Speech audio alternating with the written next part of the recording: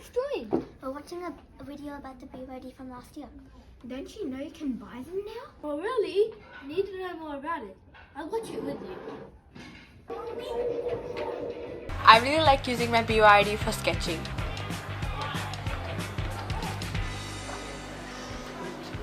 I really like using my BYOD for playing with my friends and creating worlds in Minecraft. Can you say with play? I like using my BYOD to take photos for my projects and photos with my friends. Smile.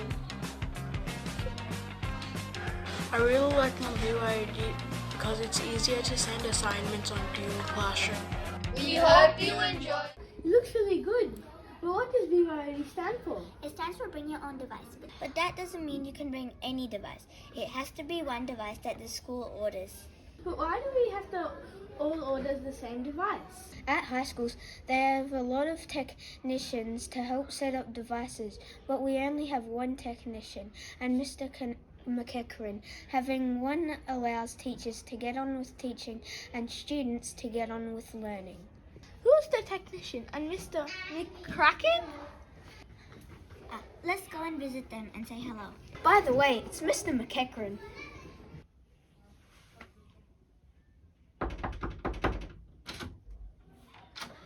Hi, Mr. McEachran. Hi, Jono. Why do we have BYOD? We have BYOD here for a lot of reasons. First of all, there's been a lot of research from the Department of Education about students being more motivated and engaged in their learning. We've seen a lot of improvement in learning outcomes by using a BYOD at our school and having a BYOD. It allows students to collaborate better as well. What sort of device do we actually get? The device that we'll be purchasing for next year for our students will be a Lenovo Yoga. We've been purchasing these for many, many years. They are reliable, they're efficient, they're strong, and they're perfect for students. These devices come with 256 gig solid state drive. It's got all your storage needs, Word documents, videos, movies, everything you need. With 8 gigabytes of RAM, it'll allow you to run multiple programs at one time.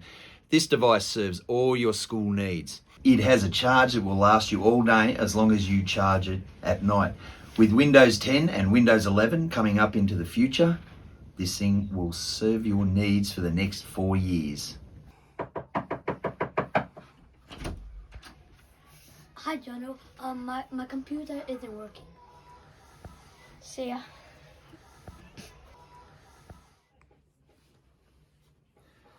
What's wrong with it? My keyboard isn't working. Did you turn it on and off? Yes. I think I'll get one.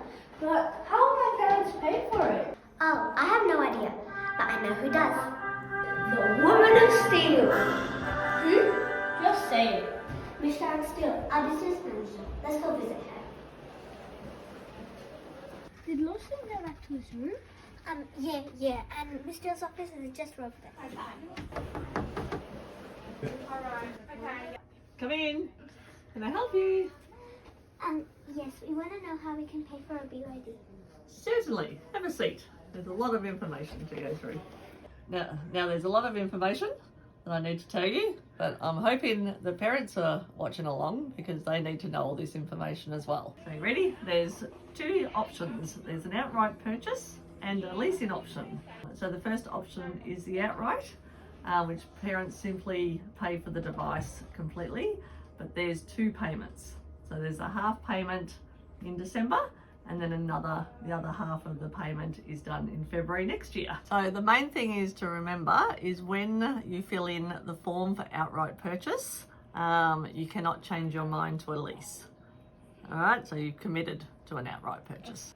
So the benefits of the outright purchase is there's no reoccurring payments, there's no transaction fees, there's no late transaction fees payable, no lease interest, and nothing else to do until the end of 2025 when you both finish grade 6.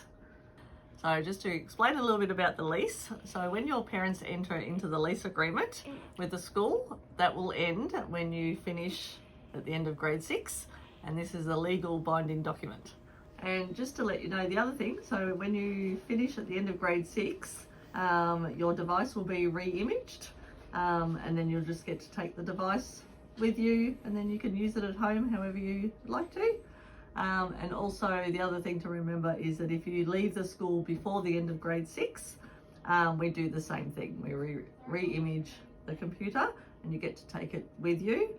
The only difference is that if you're under a lease, you can pay for the device outright, or you can keep the lease going until you finish grade 6. Yeah, I got some of that. But it's okay. Our parents will be watching. And hopefully if your parents have got any other questions, they can come to the office and ask us. Thank you, Mrs. Steele. No problem at all. Have a great day. And by the way, if you happen to accidentally break your device or it gets stolen, just see Catherine out there and she'll be able to help you with all your insurance needs. But what do I do if I accidentally damage my new computer? That's not a problem. You come and see me and I'll give you this form to take home. Okay, so in this form it needs to be filled in with as much detail as possible. So on here it asks when it was damaged, where it was when you damaged it, and then you need to write a description of how it got damaged. That all needs to be brought back to me, and there is a $100 payment for it to be fixed. So are you thinking of getting one? I think I'm gonna get one, but I have to ask my parents. But what if they have any questions? If they have any questions, there's an information booklet that you got in class. You can look through that. It has all the information you need. Oh, okay. Is it Alex or Alexandra? Okay.